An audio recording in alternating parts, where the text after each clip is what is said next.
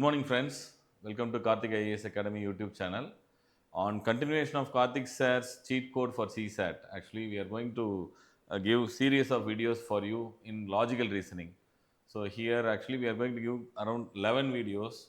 The point is, see, for RC part, around 27 questions. So Karthik sir will give already gave a tips for 25 questions, right?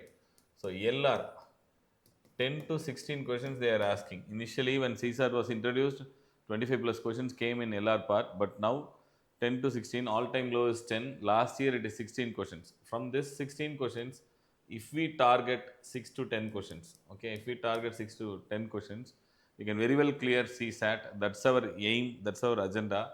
So if you see this 11 set of videos, which will take only of 5 to 6 hours of your time, and apart from reasoning, RC part already you have seen a video, our video, and then this 11 set of videos will give a clear cut picture to how to clear CSAT without touching numbers.